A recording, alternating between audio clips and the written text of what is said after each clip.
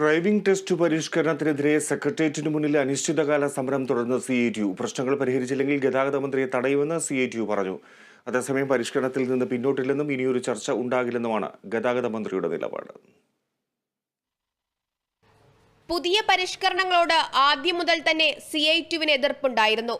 പ്രത്യക്ഷ സമരത്തിൽ നിന്ന് മാറി നിന്നപ്പോഴും പുതിയ സർക്കുലർ അംഗീകരിക്കാൻ കഴിയുന്നതല്ല എന്നാണ് CITU അറിയിച്ചത്. തുടർന്ന് ഗതാഗത മന്ത്രി വിളിച്ചു ചേർത്ത യൂണിയൻ നേതാക്കളുടെ യോഗത്തിനു ശേഷവും CITU അതൃപ്തി പ്രകടിപ്പിച്ചിരുന്നു. പുതിയ സർക്കുലറിൽ ഇളവുകൾ വരുത്തി സംസ്ഥാനത്ത് ഡ്രൈവിംഗ് ടെസ്റ്റുകൾ പുനരാരംഭിച്ചിട്ടും CITU പ്രതിഷേധം തുടരുകയാണ്. ഡ്രൈവിംഗ് സ്കൂൾ ഇൻസ്ട്രക്ടർ ഗ്രൗണ്ടിൽ വരണമെന്ന തീരുമാനം പിൻവലിക്കണം, വാഹനങ്ങളുടെ കാലപ്പഴക്കം 22 വർഷമായി ഉയർത്തണം തുടങ്ങിയ ആവശ്യങ്ങൾ ഉന്നയിച്ച് CITU നടത്തുന്ന സെക്രട്ടേറിയറ്റ് അനിശ്ചിതകാല സമരം തുടരുകയാണ്.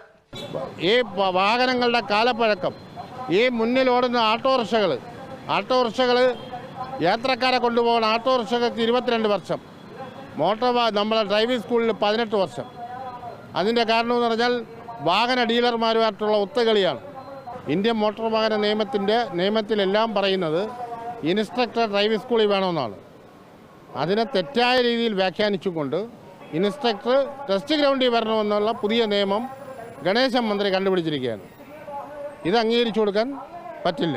ഡ്രൈവിംഗ് സ്കൂൾ തൊഴിലാളികളുടെ പ്രശ്നങ്ങൾ എത്രയും വേഗം പരിഹരിച്ചില്ലെങ്കിൽ ഗതാഗത മന്ത്രിയെ വഴിയിൽ തടയുമെന്ന് CITU അറിയിച്ചു.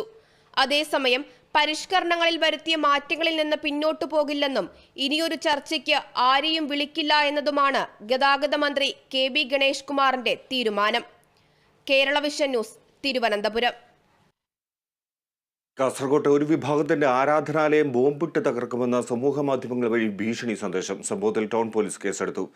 ചൂരിപ്പള്ളിയിലെ ഉസ്താദായിരുന്ന റിയാസ് മൗലവി കൊല്ലപ്പെട്ട കേസിലെ ഒന്നാം പ്രതിയായ അജേഷ് എന്ന അപ്പുവിന്റെ ഫോട്ടോ വെച്ചുള്ള ID യിൽ നിന്നാണ് കമന്റ് വന്നത്.